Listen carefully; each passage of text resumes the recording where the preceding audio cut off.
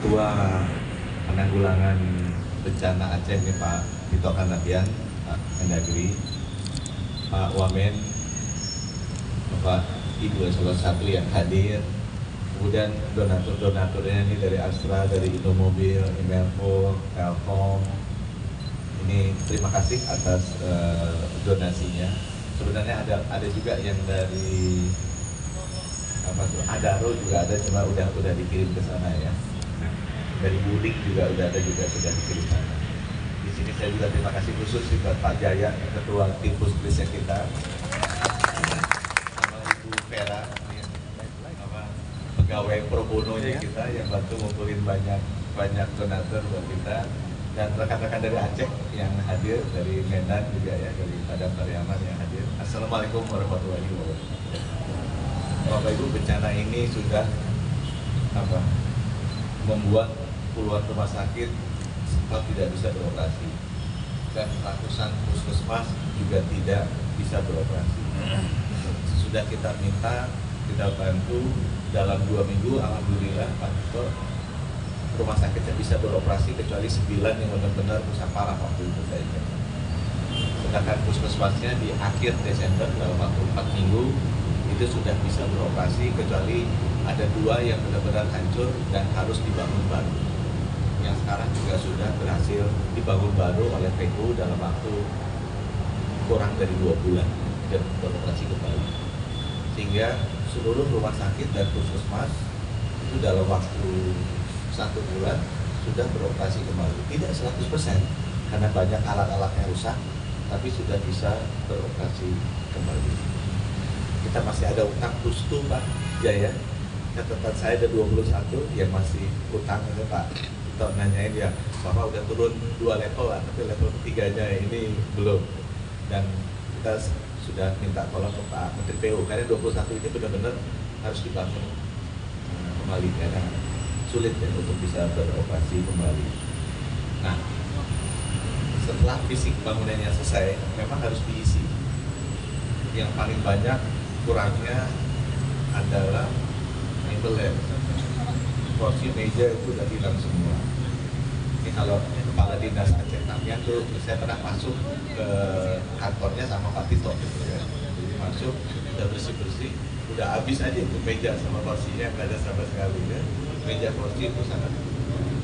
Kemudian yang dibutuhkan juga komputer udah hilang semua. Ini bocorannya kita akan dapat 1000 komputer, mudah-mudahan itu dibagi. Ini walaupun Ibu Vera yang dari komputer kurang sekali. Rumah sakit itu masih bisa dibersihin, tapi kasurnya tuh nggak bisa. Jadi kasur saya kan nggak Aceh Tamiang tuh udah sedia, kita kirim juga kasur 260 kasur. Nah, kemudian baru alat-alat yang lumayan mahal dan berbasis elektronik seperti Astra. Ini terima kasih ya, alat-alat kayak gini mereka udah kasih duluan.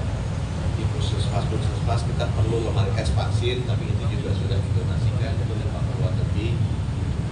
Terus kemudian baru naik ke alat-alat yang lebih mahal seperti CT scan, MRI, mamogram, X-ray. Itu Kementerian Kesehatan nanti yang akan, karena ordernya kan ratusan juta sampai miliaran, sampai ada juga yang puluhan miliar. Itu yang kita bantu, dan diharapkan, saya targetnya di tahun ini Juni semua alat itu kalau bisa sudah masuk.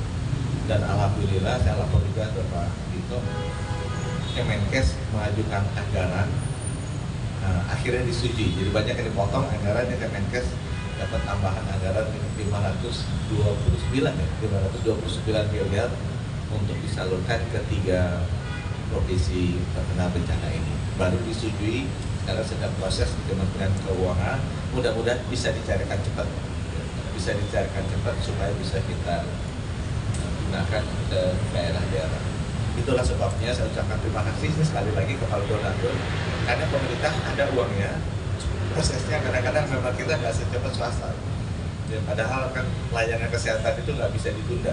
Jadi kenapa saya isi duluan, saya ajak teman-teman dari swasta supaya bisa cepat realisasi, ordernya minggu, kalau bisa bulan. Kalau ini pemerintah bisa kuartalan atau semesteran gitu, karena lebih lama kan. proses birokrasinya. Nanti kan saya bilang Pak Jaya ada sebagian udah di cover sama swasta, nah itu sisanya kita pakai buat hal yang lain. Jangan ada duplikasi anggaran kita. Kalau bisa malah menambah kemampuan dari puskesmas sama rumah sakit untuk alat-alat barunya mereka, karena kan uangnya. Saya juga lapor ke Pak Tito nih, ada sesudah alat fasilitasnya beres, perhatian kita adalah ke pegawai-pegawainya, orang-orangnya. Data pertama kita ada 3.000-an lebih yang rumahnya tuh rusak. Jadi gimana dia mau kerja, dokternya, perawatnya, bidannya, kalau dia ngurusin rumahnya aja, rumahnya tuh rusak. Jadi pemerintah waktu itu saya sama teman-teman ngejar-ngejar supaya cepat bisa diperbaiki. Itu aja butuh proses lama tuh, karena dia memang birokrasi di pemerintahan. Tapi alhamdulillah saya dapat laporan per hari ini sudah ada 1000-an rumah dari tenaga medis, tenaga kesehatan yang sudah mendapatkan persetujuan untuk disalurkan dananya. Nanti saya lupa Pak Tito yang punya ini ya, kalau rusak kecil dikasih berapa juta gitu, rusak kecil 15 juta ya, rusak sedang 30 juta, kemudian kalau rusak berat 60 juta. Jadi dengan demikian dikasih ke semua tenaga medis dan tenaga kesehatan agar mereka bisa segera merenovasi rumahnya dan bisa hidup normal kembali. Waktu itu sebenarnya saya pengen bisa nggak 10 pasang, tuh kita kejar sama Pak Tito berdua tuh. Pak Tito terus setiap kali bantu saya ngomong, ada orang DPR, ngomong di Kemenkyu, ngomong di mana, saya bilang ini suratnya udah dikirim sama Kemenkes, tolong disetujui. Akhirnya disetujui juga karena bantuan Pak Tito. Terima kasih ya Pak Tito. Nah, jadi sebelum puasa bisa dapat sedikit. Sekarang kita lagi kejar, bisa nggak di sebelum Lebaran mereka sudah bisa merayakan Lebaran di rumahnya masing-masing. Jadi sekali lagi terima kasih kepada seluruh teman-teman yang sudah membantu. Terima kasih juga seluruh teman-teman yang sudah mau mengkoordinasikan di pemerintahan dan lembaga, dan terima kasih juga buat teman-teman dari Aceh, Medan, sama Aceh, Sumatera Utara, sama Sumatera Barat yang tetap bersemangat ya, dan bekerja keras walaupun kondisinya sangat memprihatinkan. Sekali lagi saya ucapkan terima kasih untuk semua. Wassalamualaikum warahmatullahi wabarakatuh. Ibu Direktur Astra Pak Hamdani Zulkarnain, terima kasih Pak, dan segenap jajarannya. Juga hadir rekan-rekan penerima donasi dari berbagai wilayah. Saya nggak sebentar satu persatu. Pertama-tama saya mengucapkan terima kasih atas undangan pada jam 8 pagi ini. Ini menunjukkan kinerja Kemenkes ini memang luar biasa. Jam 8 pagi sudah beraktivitas di bulan Ramadan. Kita tahu bahwa bencana kemarin adalah salah satu bencana yang cukup besar. Ada 3 provinsi, berarti ada 52 kabupaten kota yang terdampak, 18 di Aceh, 18 di Sumatera Utara, dan 16 ada di Sumatera Barat. Saya tahu bahwa Pak Menkes dan saya termasuk gelombang pertama yang berangkat dengan inisiatif masing-masing setelah pendaftaran dari Pak Presiden. Saya sendiri tahun 29 November ke Aceh, masih banjir saat itu. Dan kita lihat bahwa ada 2 pola yang terjadi di daerah dataran tinggi island itu. Ini kan adalah bencana air hidrometeorologi yang disertai dengan typhoon Sela, kemudian di daerah-daerah gunungan dataran tinggi, Gayo misalnya, kemudian di daerah Agam, Sumatera Barat, Kumbang, Basutan, Tapur Utara, itu yang terdampak itulah longsor. Jadi longsor tanah dan kemudian jalan-jalan yang putus atau hilang sama sekali, jembatan yang putus atau hilang juga terbawa, serta ada banjir yang menuju daerah bawah yang mengakibatkan di kiri kanan itu terdampak. Nah, kalau di daerah bawah, lowland, ini seperti di Aceh nih, dataran tinggi Gayo ini, Kayu Luas, Bener Meriah, kemudian di Aceh Tengah. Modusnya seperti itu. Rata-rata terkunci, terpuruk. Bisa sedikit dong. Ini kesulitan makanan dan lain-lain.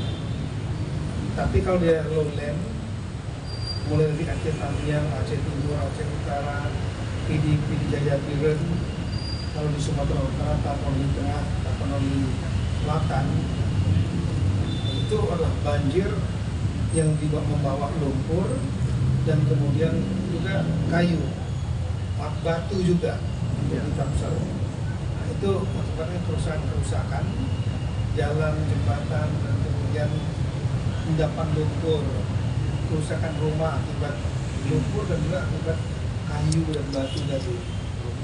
Sama di Agam juga modusnya seperti itu, antara highland dan lowland, sebenarnya polanya agak sedikit beda. Nah, apapun juga dampaknya luas. Salah satunya adalah fasilitas kesehatan. Dan saya memberikan penghargaan yang sangat tinggi kepada Pak Menteri Kesehatan karena beliau bergerak sangat cepat sekali. Beliau langsung mendata semua, datangin, melihat langsung, turun langsung. Saya bergerak kemana, sudah dilalui. Saya ke Tamiang, Pak Menkes baru ke sini, Pak. Iya. Saya bergerak ke Aceh Tengah, Menkes juga baru ke situ. Tengok rumah sakit segala macam, puskesmas. Datang ke Gayo, beliau juga di situ juga. Datang ke Tapteng, beliau dari situ juga lagi. Beliau bergerak sangat cepat karena saya tahu beliau ini kalau soal manajemen krisis jagoan. Kita udah sama-sama tandem zamannya COVID begitu sama beliau. Tadi saya banyak cerita Pak Denny bagaimana tandem kita dengan Kementerian Kesehatan. Nah kemudian rumah sakit banyak yang terdampak. Di antaranya di lowland itu paling utama yang memang dampak banjir lumpur itu. Tamiang itu lumpurnya bukan main gitu ya. Memang dilematis. Masyarakat banyak yang terkena luka, sakit dan lain-lain. Karena juga terdampak. Orangnya juga terdampak tenaga kesehatan.